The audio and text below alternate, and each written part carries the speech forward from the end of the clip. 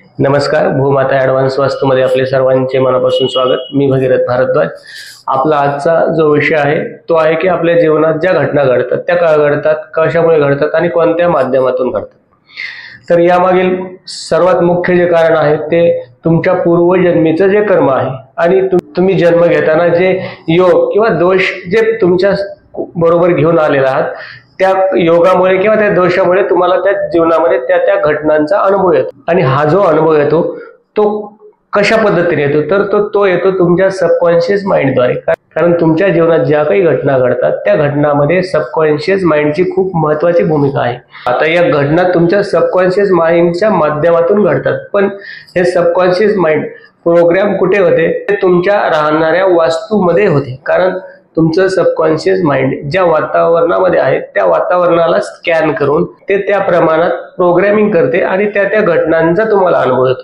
आणि यामध्ये वास्तू तुम्हाला माहित असो किंवा नसो किंवा निसर्गाचे नियम तुम्हाला माहित असो किंवा नसो, तुमच्या अंतर्मनाला या निसर्गाचे सर्व नियम माहित आहेत। तुम्ही कोणत्या जाती धर्माचे असो याला काहीही महत्त्व नाही।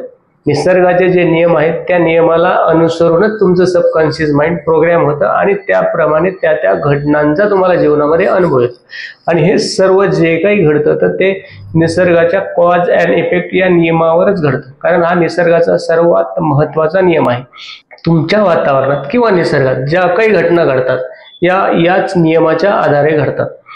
आणि तुमच्या जीवनात ज्या काही घटना आहेत किंवा तुमचे योग आहेत ते घडण्यासाठी तुमच्या वातावरणात किंवा तुमच्या एन्व्हायरमेंटमध्ये तो इनबॅलन्स असल्याशिवाय तुमच्या जीवनात त्या घटनांचा तुम्हाला अनुभव येऊ शकत नाही किंवा निसर्ग पण तुमच्या आयुष्यामध्ये दखल देऊ शकत नाही। कारण निसर्ग हा नियमात चालतो। आता आपण एक छोटंसं यासाठी एक उदाहरण घेऊया की आपण पाहत आहोत की पाऊस येतो आपल्याकडे, पण आपल्याकडे पाऊस असा अचानक येतो का किंवा एका दिवसात येतो का? तर तसं नाहीये। तर ते पाऊस होण्यासाठी ठराविक डिग्रीचं टेम्परेचर निर्माण झाल्यानंतर त्या पाण्याच्या बाष्पामध्ये रूपांतर होतं आणि हे बाष्प ज्या ठिकाणी कमी दाबाचा पट्टा निर्माण होईल त्या ठिकाणी ते ओढलं जातं आणि त्या ठिकाणी ते ओढलं जाऊन ठराविक डिग्रीचं टेम्परेचर निर्माण झाल्यानंतर त्या बाष्पाचं पाण्यामध्ये रूपांतर होतं आणि पाऊस पडतो। म्हणजे याप्रमाणे पाऊस पडण्यासाठी सुद्धा पाण्याला त्या वेगवेगळ्या स्टेप मधून जावं लागतं। म्हणजे निसर्ग हा प्रत्येक नियमातच चालतो। यामुळे निसर्गात ज्या घटना घडतात ना या नियमावरच घडतात आणि त्या या आधारे घडतात। आणि यामध्ये वास्तूचं खूप महत्त्वाची भूमिका आहे। कारण तुमचा आयुष्यातील 50% वेळ हा तुमच्या राहणाऱ्या वास्तूच्या ठिकाणी जातो।